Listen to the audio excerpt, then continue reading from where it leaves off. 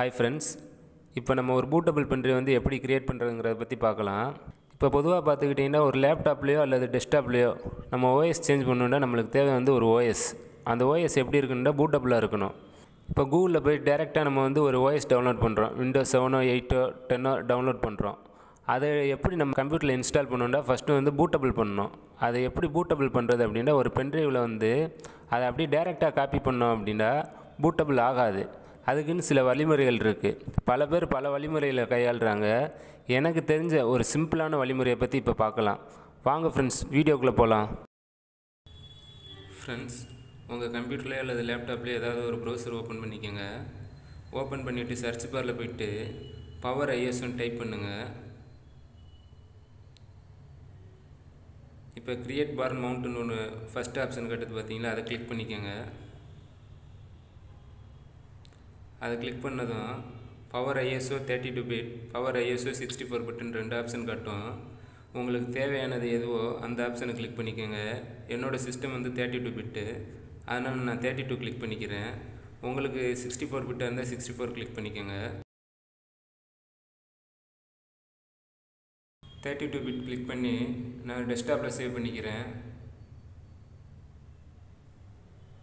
Download ஆயிடுச்சு. Power ISO இதுதான் நம்ம டவுன்லோட் பண்ண ஃபைலு. நான் அதை ஓப்பன் பண்ணுறேன். ஓப்பன் பண்ணதை ரன் கேட்கும். நீங்கள் ரன் கொடுத்துருங்க. அடுத்து அக்ரி கொடுங்க. அடுத்து பார்த்தீங்கன்னா ஒரு 3 டிக் இருக்கும். அந்த டிக்கை நீங்கள் எடுத்து விட்ருங்க. அடுத்து நெக்ஸ்ட் கொடுங்க. அடுத்து இன்ஸ்டால் கொடுங்க.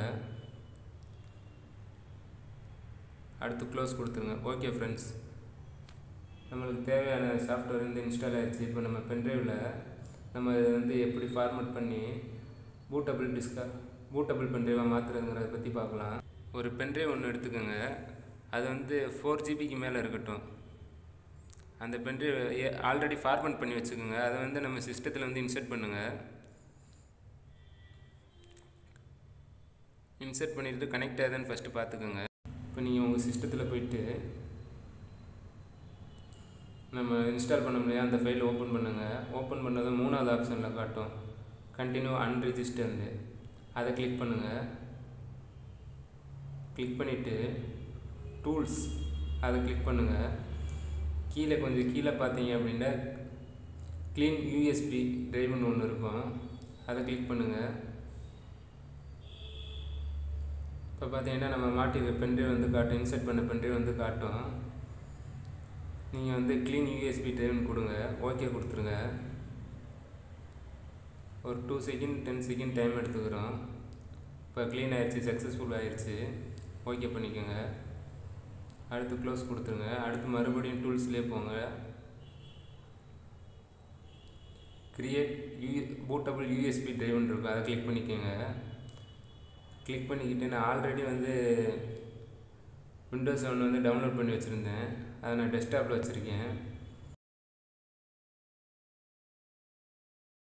மேலே இமேஜ் ஃபைல் இருக்குது. அது பக்கத்தில் ஒரு பாக்ஸ் மாதிரி இருக்கும். அதை ஓப்பன் பண்ணி நம்ம ஆல்ரெடி டவுன்லோட் பண்ணி வச்சுருக்க ஓஎஸை வந்து அதில் வந்து இன்சர்ட் பண்ணுங்கள். அதை கிளிக் பண்ணி ஓப்பன் கொடுத்துருங்க. ஓகே. கீழே பார்த்தீங்கன்னா ரைட் மெத்தட் இருக்கும். அது வந்து எதில் அப்படின்னு கேட்கும். நம்ம வந்து யூஎஸ்பி செலக்ட் பண்ணிக்க. இப்போ ஸ்டார்ட் கொடுங்க. இப்போ ஓகே கொடுங்க. இப்போ நம்மளுக்கு தேவையான பூட்டபிள் டிஸ்க் வந்து காப்பி ஆகிக்கிட்டு இருக்கு. கொஞ்சம் வெயிட் பண்ணுங்கள். கொஞ்சம் டைம் எடுக்கும். ஒரு 4 நிமிஷத்துலேருந்து 5 நிமிஷம் வரையும் டைம் எடுக்கும். ஓகே. இப்போ நம்மளுக்கு தேவையான பூட்டபிள் டிஸ்க் வந்து க்ரியேட் ஆகிடுச்சின்னு நினைக்கிறேன். இன்னும் கொஞ்சம் தான் இருக்குது. ஓகே, சக்ஸஸ்ஃபுல்னு வந்துருச்சு. ஓகே கொடுத்துருங்க. க்ளோஸ் கொடுத்துருங்க. ஓகே ஃப்ரெண்ட்ஸ், இப்போ பூட்டபிள் ட்ரைவ் வந்து நம்மளுக்கு ரெடி ஆயிடுச்சு. இதை வந்து எப்படி வந்து இதை வச்சு நம்ம ஓஎஸ் போட போகிறோங்கிறத வந்து நம்மளோட 2வது வீடியோவில் பார்ப்போம். இப்போ நான் வந்து அந்த பென்ட்ரைவ் வந்து ரிமூவ் பண்ணிடுறேன். இந்த பென்ட்ரைவை வச்சு எப்படி நம்ம ஓஎஸ் போடலாங்கிறத பற்றி தெரிஞ்சுக்கணுன்னா நம்ம அடுத்த வீடியோ கண்டிப்பாக பாருங்கள். மறக்காமல் நம்ம சேனலை சப்ஸ்கிரைப் பண்ணுங்கள். அது மட்டும் இல்லாமல் இந்த வீடியோ பிடிச்சிருந்துச்சுன்னா லைக் பண்ணுங்கள். உங்கள் ஃப்ரெண்டுக்கும் ஷேர் பண்ணுங்கள். Thank you friends.